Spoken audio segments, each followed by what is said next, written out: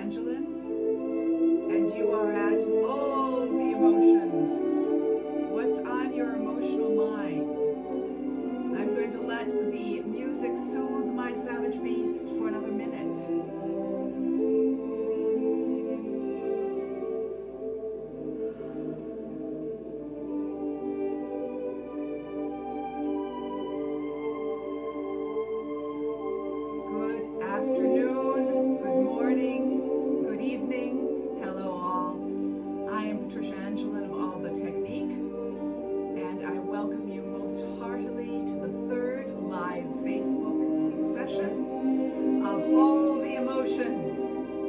What's on your emotional mind?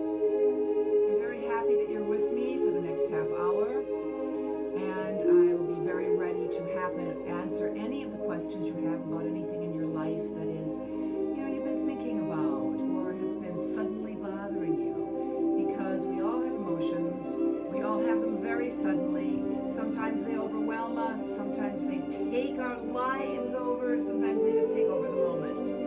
So we have had a question. I'm going to turn this down. We have had a question.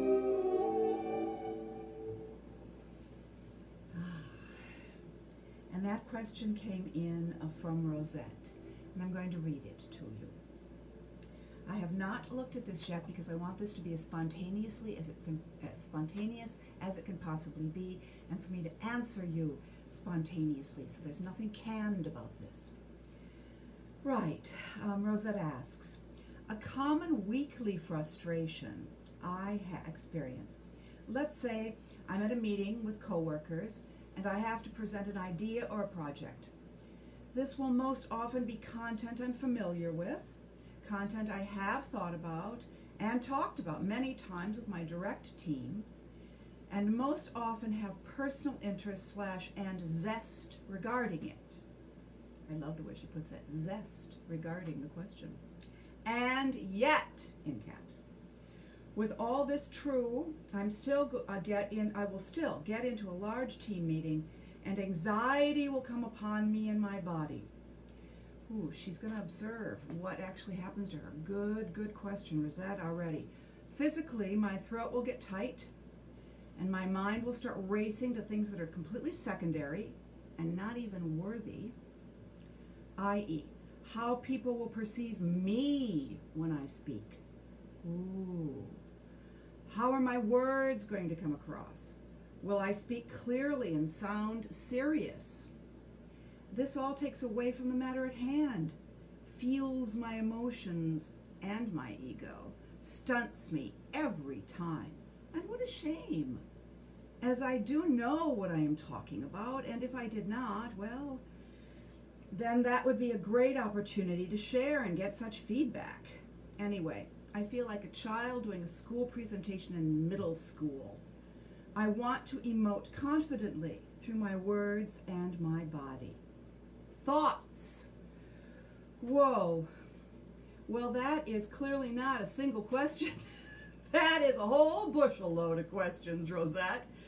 And all of them, very serious, and things that we all experience. And sometimes we're surprised by them. Even when we get to be my age, we can, have had loads of meetings where we didn't have any of these things. And then all of a sudden you go into one, as you said, you're prepared. You know what you're talking about. You know to whom you are speaking. So it's a little different when you're in a room with unknown quantities.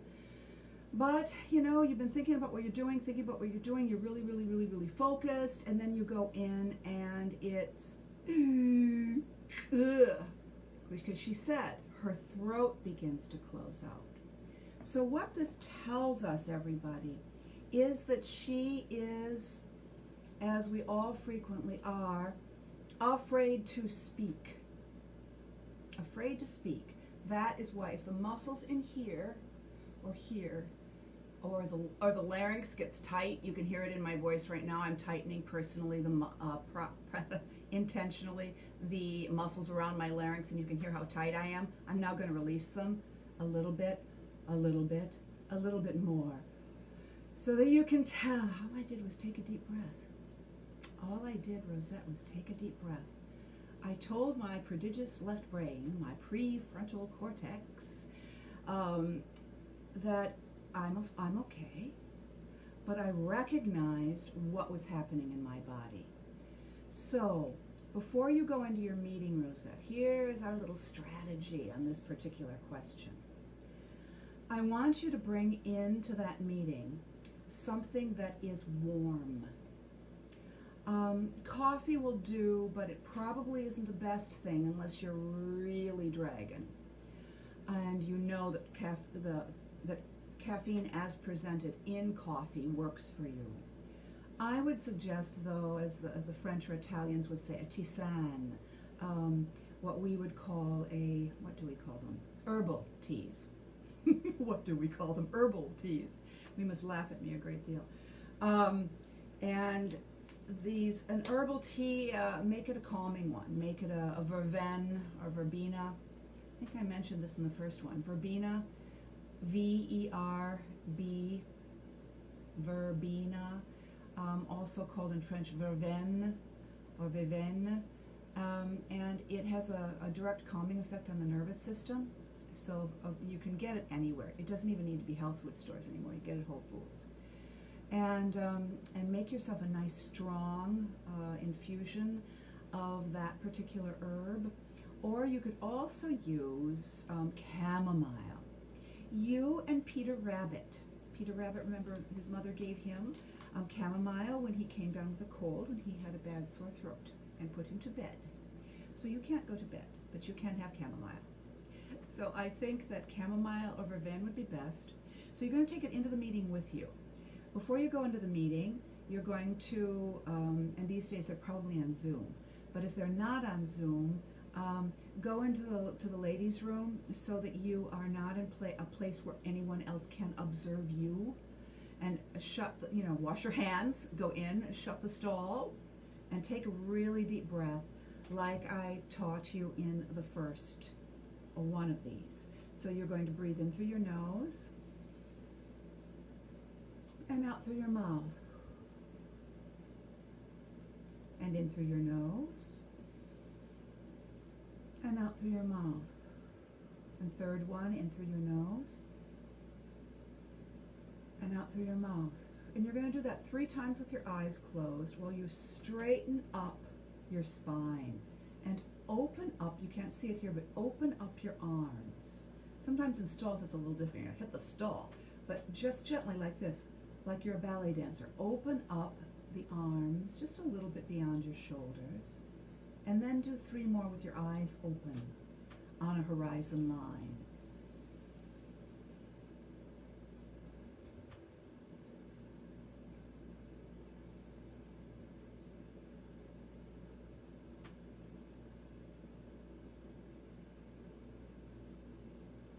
And take that time for yourself.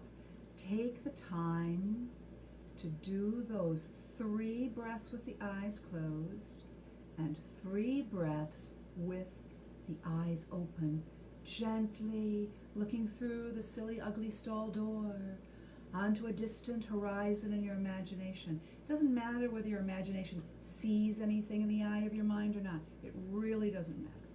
What matters is that you take those 3 breaths, which will gradually deepen. And by taking those breaths, just so you know what you are actually doing for your body, Rosette, you are going to be releasing those muscles. Then as you get up and you unlock the door and you go out, wash your hands, obviously, really, really use that washing. Use it for another reason other than washing. Use it to feel the water going over, just making all of your concerns that you beautifully observed are real, are there. Let them wash away metaphorically. And you're also doing a very, very good thing in the washing, the very, very, washing of the hands, with the fingertips and everything, and letting it all run. Take a fresh towel and dry them very thoroughly, and use the towel to open up any doors you then need to use to go back into the meeting. This is really good hygiene.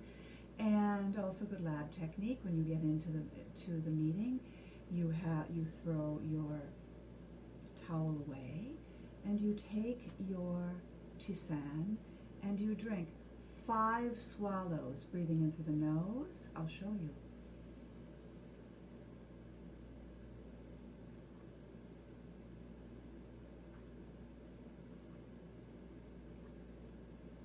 And breathe out.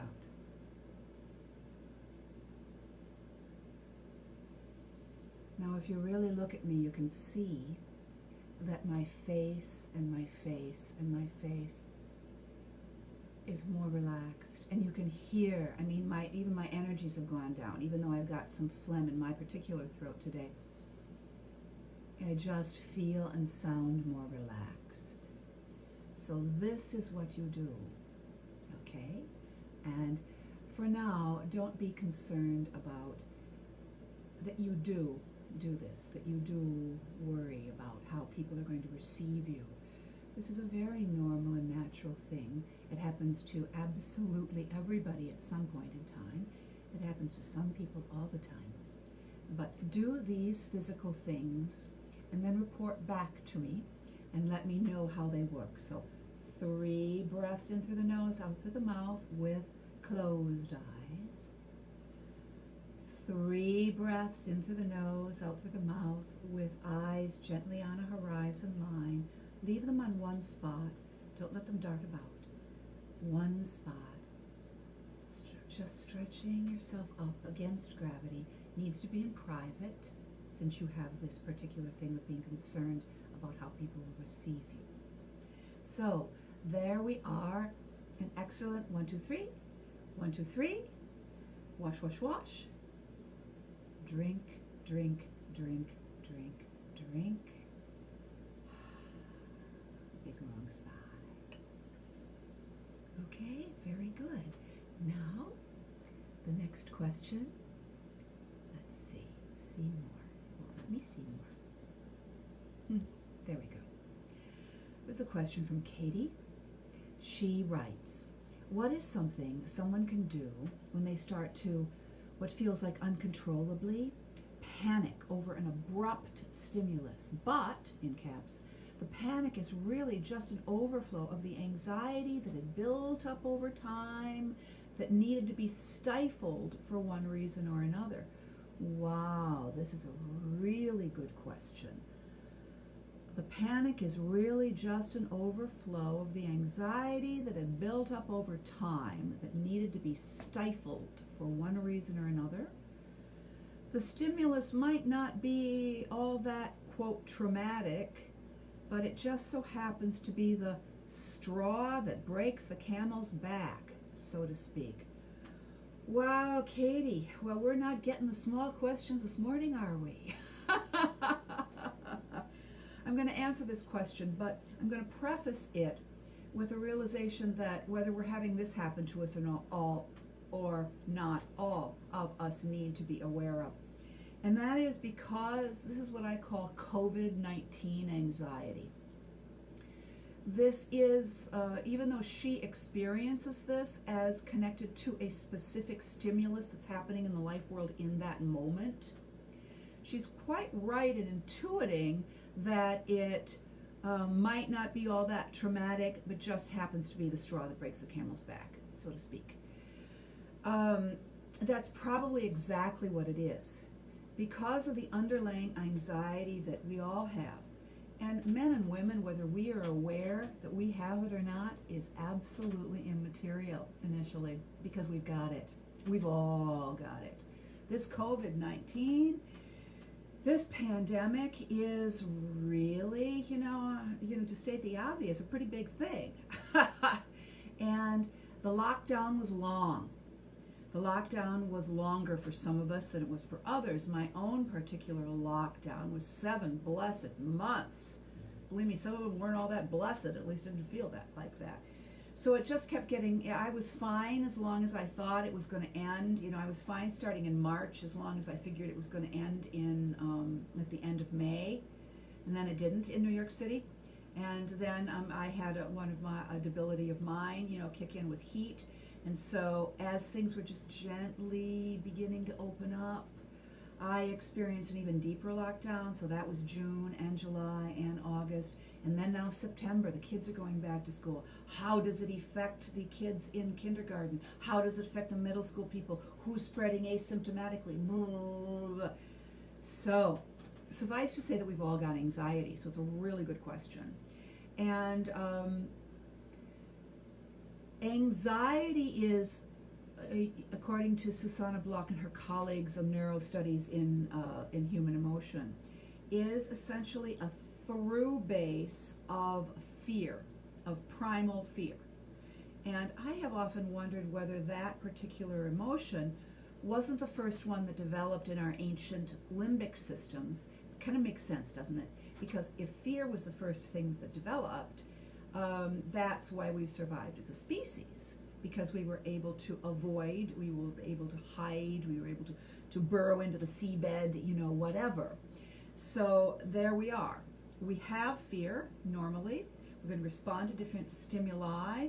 And whatever this, and different people, this is an interesting thing for you to think about, all of you listening. What stimuli do you respond to? If you're more mature like I am, you've had a long time in life to kind of figure out, what do I always respond to?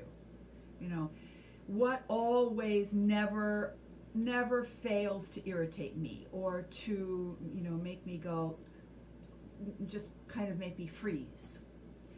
And this would be an indicator that that particular thing causes fear in me. And if that fear is pushed down and repressed, now any psychologist, sidebar, any psychologist will tell you, and I am not a psychologist, I'm an artist, I'm an actor who comes from a medical family, so I have a lot of, and my mother was a psychiatric nurse, so I was accustomed to, from the age of reasoning through my own reactivity in these ways with my mother and with my father and with my father's best friend, who was an eminent psychiatrist. So you get the idea. So it's ways of thinking. And since we are all in 2020 and moving on into the 21st century, we're all very, very left-brained. We're all very thinking. We're all very kind of stuck in our intellectual lobe at this point in history, especially in the West. It's a very good thing to make a new habit of asking, just as Rosette did, where is something in my body? Where is it happening physically? And she told us in her question, for her going into those meetings, it's the throat. For Katie, it's a little bit more amorphous, and it comes on as a feeling of a mild trauma, which it probably is. Because the more our anxiety, which is what I call fear as a through bass drone, if you know, in music, if you've ever heard of wheelin' pipe or a bagpipe, Scottish bagpipe, that underneath the melody on top of it, that's the through bass drone. So what happens is, Katie and Rosette, is that your fear becomes an anxiety. You push it down, you repress it, but it doesn't go away. Because what our limbic systems, the gift our limbic systems give us, is the ability to physically react to stimuli so that we can get out of that meeting if necessary. If it's actually dangerous to you, Rosette, in one way or another, then you need to leave the meeting. And that's what the neurosystem is telling you anyway, the limbic system. But these days we don't allow ourselves to feel what we're feeling. We tell ourselves, oh, that's ridiculous. I know all the people in the room. I know what I'm doing. What is, there's nothing about this that that I should, magic word, should be afraid of. So don't should on your own head. It's what you're feeling. You're feeling an anxiety. Or in Katie, in your case, it's an abrupt thing that happens and then you react to it. How shall I put this? Your limbic reactivity is experienced in your body-mind continuum as a reaction to the stimulus that is perhaps out of proportion to the stimulus. I hope that that would be accurate in what you wrote. Overflow of anxiety built up over time. Yeah, so our bodies are really smart. Our bodies know when we need to pay attention to something. So if one keeps getting these feelings of anxiety, of fear, of even, as Katie said, I think panic. Did you say, Katie? Or am I putting words in your mouth? What feels like uncontrollably panic over an abrupt stimulus. Built up, needed to be stifled. The stimulus might not be all that traumatic, but just so happens that it'll be the straw that breaks the camel's back. So what she had, what she wants in her first phrase. What is something someone can do when that happens to them? Well, if it feels really panicky, that is difficult. And usually, although not always, but usually I would have observed with people, with myself, that it is usually in some kind of a public situation, which only makes it worse. Because then we're worried about not only how our own bodies are feeling, but where we are in space, and perhaps what people are going to think about us, or maybe it's really extreme and you feel like you can't breathe, or you feel claustrophobic, like the people or the things are coming in on you. If there's a phobia aspect of it, it can be very, very difficult. I have also experienced it in a purely physical way, which some people do. It's a little more hidden, but it's if you pushed down the anxiety over time, it can be experienced like this. And this is how I'll answer the question. Golly, I'm just what came into my mind. I hope you all won't take as faintly blasphemous. But Jesus Christ and the ancient Jews spoke in parables. They told little stories and they illustrated one particular point. So that's what I'm going to do. For a very, very long, I'm particularly aurally sensitive, which means that sound affects me in every way. Now, sound affects us all. It's now known through inter-utero studies that babies in utero can hear. They don't only hear the mother's heartbeat, they don't only hear their own blood or her blood, but they can hear her talking, singing, what is outside of her, the music that's playing.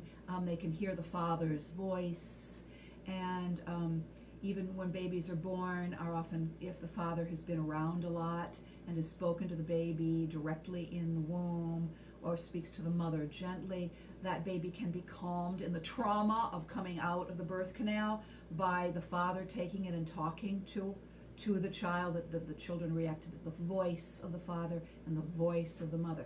So I would be a person, for whatever reason, is really very, very ear sensitive. That sense of mine is sensitive. So it took me many years to figure this out.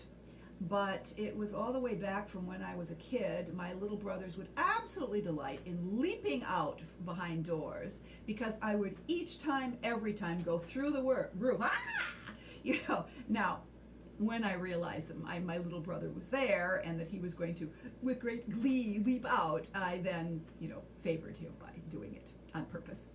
But I remember the feeling. And the feeling is of one of sudden stimulus, unaware. It is a bit traumatic. So about 2 years ago, I think it was, maybe 3, sitting in New York, sitting in a very small coffee shop, sitting with one of my very oldest friends, having one of my favorite beverages, a coffee latte. Cheers.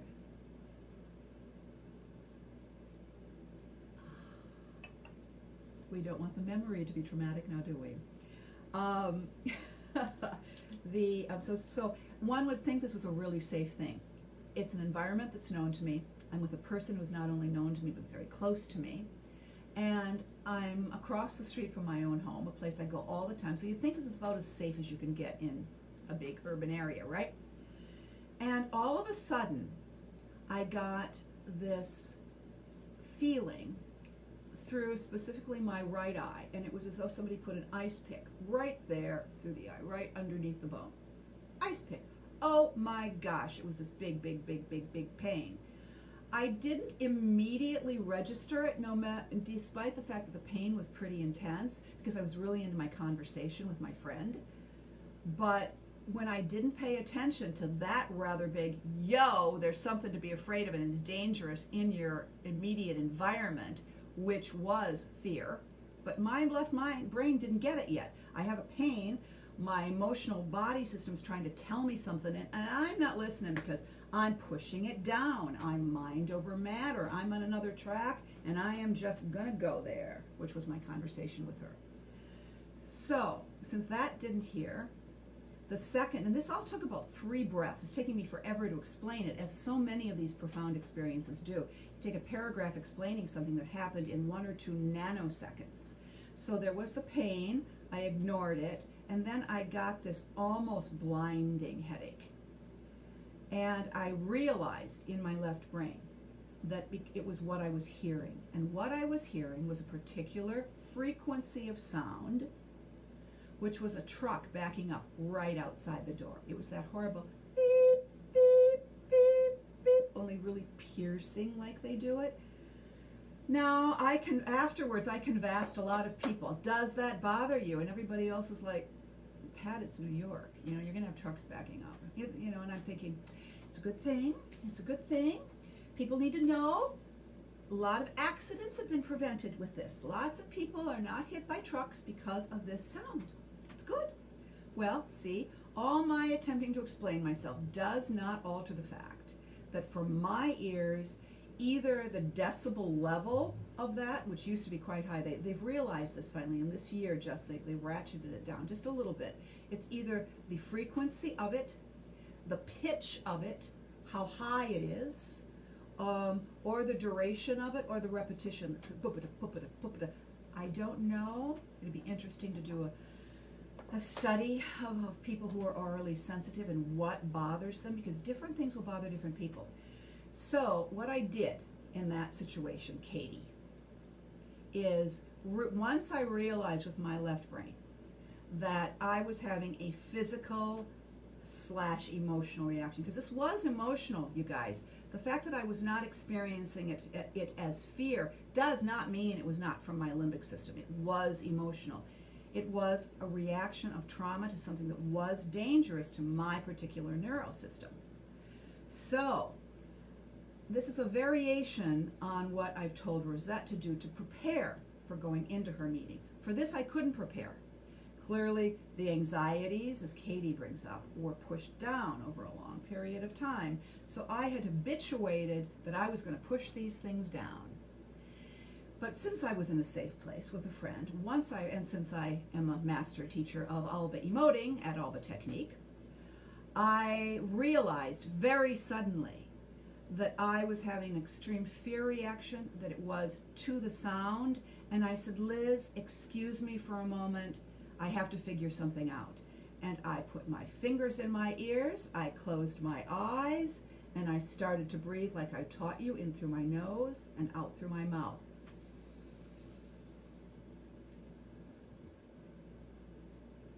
Then I opened my eyes up on the horizon line, and she said, Pat, are you okay? And I went, and I heard her just enough, because my hearing is so acute, I could go like this and carry on a conversation with people. It's not a problem. And I went like this to let her know I'm fine. And I said, give me a minute. And she said, okay. And when it stopped, when this truck finally had backed up, and he was a lousy driver, and it took him forever to back up, I took my hands down from my ears. I shook my hands up because they'd gotten tense. I breathed a little more, and I said, Liz, would you like to know what just went on? And she said, yeah. And so I told her, what I've told you. And I said, thank you for bearing with me through this, but I've just realized what that decibel level and that pitch does to me. I said, it is dangerous to me. It overloads and overwhelms my nervous system. Isn't that fascinating? So it probably won't be that for you, but I will give you an assignment to notice what you are in this COVID-19 situation being reactive to. If your reactivity your emotional reactivity, what you are snapping at somebody, what is just pre-happening when the stimulus that somebody has said or done or a situation or whatever, when somebody snaps at you and you snap back at them, or when you just want to feel like, I've got this meeting, I want to run away. So anything that feels to you like a straw that breaks the camel's back. To wrap up, just so that I don't keep you beyond our time here, take the in through the nose and out through the mouth breath. If you can remove yourself from the situation, Katie, like I told Rosette, if you can remove yourself from the situation, and you've got to allow yourself to do this, you've got to figure out in your particular circumstances how you can do this. Because if you're at work, excuse yourself and go to the ladies' room. If you're with friends, do what I did. Be brave. Be brave. Do what I did with my friend and go, just give me a second. I'm okay. And do something for yourself. A few breaths. If you figured out what the stimulus is, Katie, that has triggered you, do that thing until that stimulus stops. If it's a sight that triggered something, absolutely close your eyes. Absolutely close your eyes. And another thing that you can do, Katie, as well as the breathing, as well as the closing of the eyes, is move the head to the left and the right. 2, 3, and then put your hands over your chest and maybe over your shoulders, kind of hooked around the shoulders, like I showed you in the like 60 or second trainings that I did early in COVID. The self-calming exercise is a self-calming exercise. It's been proven. And then breathe, and then let the hands come down over the front of the body, and then rest. So those are all very practical things that you can do to answer those 2 questions in this very difficult time of COVID. And I think I need to let you go now because I don't want to keep any of you beyond the half hour I promised you. I see we have another question from Alex. And Alex, I promise you that I will address your question next time. So, Patricia Angelin of Alba Technique in New York, thanking you for joining us and inviting you to watch Alba Technique and at Alba Technique on Instagram and on Facebook, Alba Technique page, so that you will know when I will make myself available again to answer whatever questions you have. The more detail you give me of what you're observing in yourself or in others, if this is about somebody else, the better off it is. And I will let you go right now and hope that you will see when we are meeting again. And until then, bless you.